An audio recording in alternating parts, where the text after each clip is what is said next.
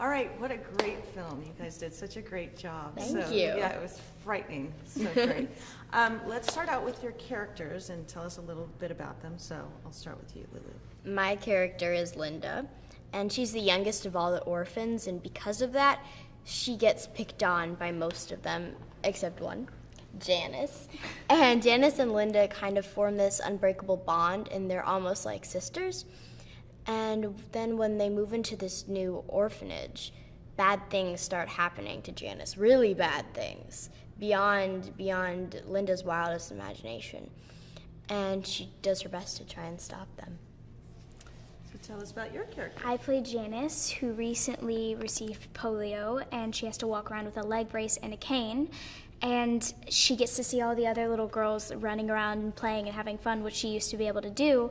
And I think it really hurts her because she can't do that anymore, and it's hard for her to move around. And the other girls kind of tease her a little bit about it. I don't think they're trying to be mean. They just have like a sisterly bond with them, just a big sister, little sister bond. So they just tease her, and she's really sensitive, so it gets to her a lot. But Linda's character really helps her through it, and she really makes her happy and brings her up most of the days.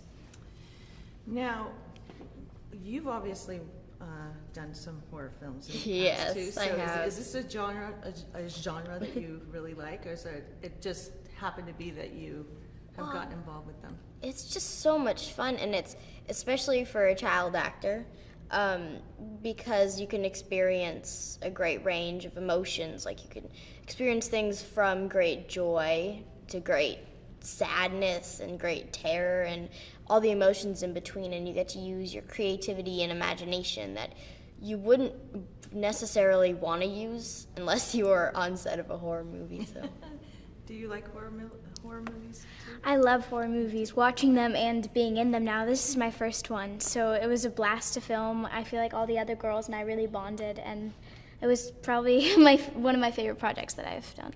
Oh, fantastic. And talking about the other girls, it was a great cast. So how was that filming with all of them? It was so cool because we're all so many different ages and we have different personalities. You wouldn't expect us to actually be friends aside from filming, but then our personalities really came together and we actually developed this great bond. We became like a family on set. I feel like it was just great working with this cast because it was a cast of mostly females, and they were all very strong people. And throughout the film, not just one or two of them are fighting, all of them are fighting. They're fighting for their life, and they're willing to give up their own lives for their family. Now, it's obviously extremely scary to watch this film, but were there any times at all when you were shooting that were a little bit scary at all?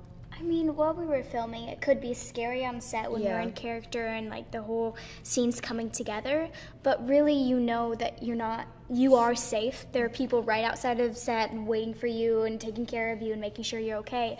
So it wasn't like really scary when you were thinking about a scene. You didn't feel like unsafe on set, but at the same time when you're in character, it's definitely horrifying seeing the Annabelle doll and like screaming and running. Yeah. I feel like the only time that I was really scared was when I was under the stairwell, because it was completely dark. It was pitch black, and the only people in the stairwell under the stairwell was me and Annabelle. So I tried to go at the opposite side of where she was sitting. It just freaked me out so much, and the minute they yelled cut, I ran out. I ran for my life. Oh, that's great. Let's talk about Annabelle. So why is it that what makes her so scary, do you think?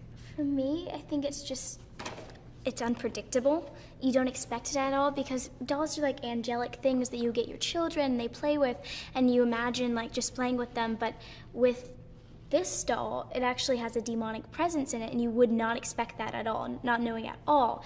But really with Annabelle, she's evil and she wants to kill you. And I just think for me, it's just like you wouldn't expect it because you think they're like this safe little toy that kids can play with. I feel like because she looks so much like a human, like she doesn't look like just another doll. Like she doesn't look like a Barbie, and she doesn't look like an American Girl doll. She looks like Annabelle. because her face is so realistic, right down to her eyes and the way her eyes are shaped and the colors and all the detail that's put into them. And her size too. She's really big. And she's really heavy too. It's crazy. Very and heavy. It's very human-like, which is super creepy.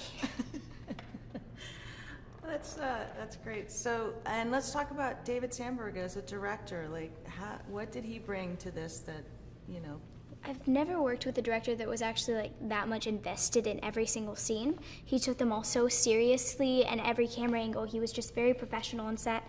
And actually in the dollhouse scene, he was actually waiting right behind the dollhouse. And in between scenes, he had his own like personal little monitor, instead of being with all the other producers like most directors I've worked with. But he was right behind the dollhouse with his monitor, and he'd pop up and he'd give me a direction in between scenes. It was hilarious working with him. I also feel like he's very different from all the other directors that I've worked with, because he makes the scene scary while you're filming it, instead of waiting for the special effects to be put in and stuff. He gives you a backstory of the scene. He tells you, he really goes through the details of what you're going to be doing, and I just feel like it's a really cool experience, especially to work with that kind of director where you're given that kind of direction. Wow. So what do you think audiences are in store for when they go see this? Extreme terror. To be horrified. Yes, definitely.